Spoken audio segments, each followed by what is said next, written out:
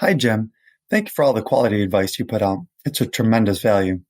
My question is about reporting the backdoor Roth IRA with a loss.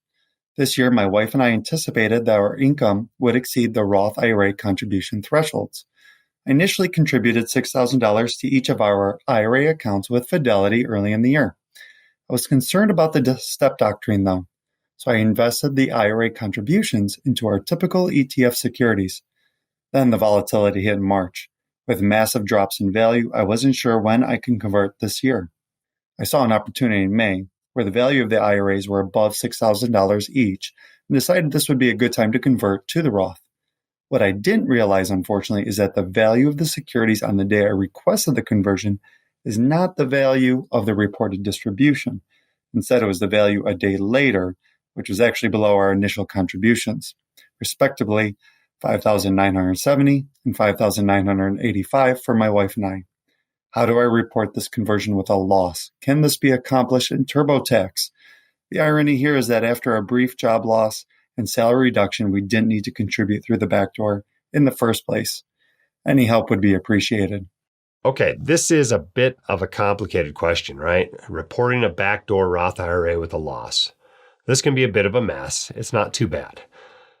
I would caution you not to do what Brandon has done, right? Everybody's worried about the step doctrine. Well, the IRS and Congress have come out and said they don't care. You don't have to wait a certain period of time between the contribution step and the conversion step of your Roth IRA.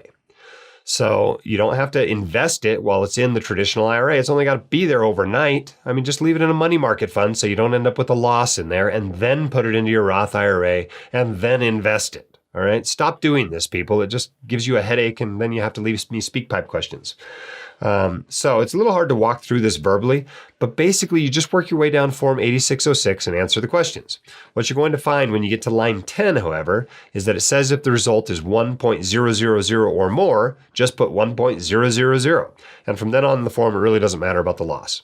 You don't get any credit for it, but neither is it a huge hassle.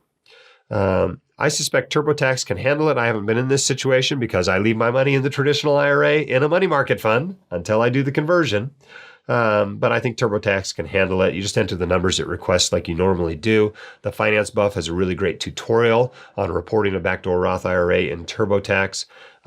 If tax time comes around and you're still having trouble with this, shoot me an email and I'll try to help you some more. But this isn't as big a deal as you think. The loss isn't going to help you any, but it's not going to hurt you either. So it's just not that big of a deal. But I'd recommend you avoid it in the future just by not doing that. If you want your questions answered by the White Coat Investor, record your question at whitecoatinvestor.com/YQA or click the link in the description.